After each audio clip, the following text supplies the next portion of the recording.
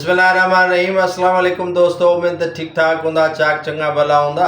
हिकु ख़ुशख़बरी जी ॻाल्हि इहा आहे त अॼु शहीद सहाफ़ी नसरुल्लाह गॾाणी जा जेके क़त्ल में मुलविस जवाबदार आहे उन्हनि जूं ज़मानतूं रद्द थियूं।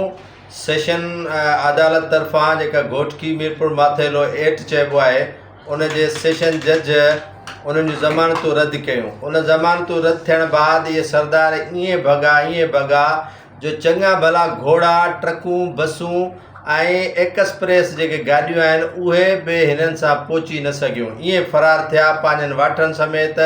पहिरियां हिननि ख़बर हलाई त ज़मानतूं कन्फर्म थी वियूं आहिनि ऐं ज़मानतूं कन्फर्म थियण जा टिकट्स हलणु शुरू थिया, ख़बरूं हलणु शुरू थियूं, पर कन्फर्म ज़मानतूं उन्हनि जूं न थियूं। जेको हाणे सिराज लाशारी आहे DSP, हेतिरी ॾाढी अथसि माशाअल्लाह ऐं दीनदार माण्हू पाण खे सॾाए थो। जॾहिं बि ज़ुहर, मग़रिब, असर, इशा जो आज़ान ईंदो आहे त हमरा वज़ू कंदो आहे, वज़ू करे ऐं नमाज़ पढ़ंदो आहे ऐं माण्हू सम्झंदा आहिनि त फ़रिश्तो आहे। हाणे तव्हां जोखियो नाज़िम जो क़त्लु थियो उहो तव्हांखे ज़हन में हुजणु खपे त उनजो केस हिन कीअं लोड़ियो।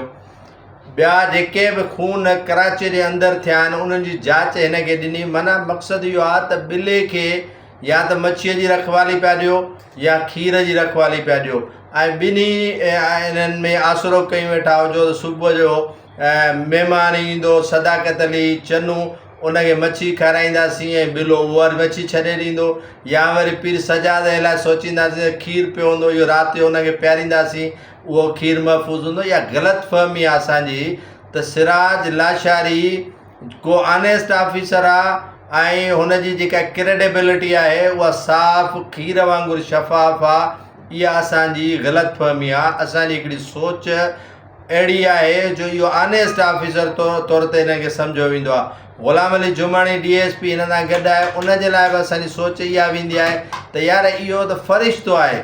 हाणे जिन फ़रिश्तनि खे असां फ़रिश्तो सम्झूं था उहे ई असांजा बाज़ू कटनि था, पेर कटनि था, कुल्हा कटनि था, पोइ आख़िर में कंध कटे ऐं फिटी करे छॾनि था। त इहो सरदारनि सां जेको हुन वंगार पे वही, सरदार जोखियनि जो हुजे या सरदार लुंडनि जो हुजे, इन्हनि सां वंगार ठीकु ठाक बंदा आहिनि। ॿी ॻाल्हि इहा आहे त घोटकी पुलिस ते माना मां चवां थो त उन्हनि खे शर्म अचणु खपे।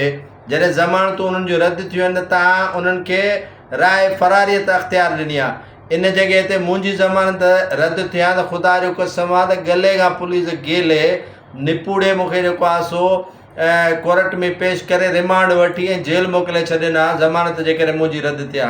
हू बासर सरदार आहिनि, वॾेर आहिनि। नसरुल्लाह गॾाणी वीचारो ग़रीब मिसकीन, उनजी माउ मिसकीन, उनजो घर सॼो मिसकीन।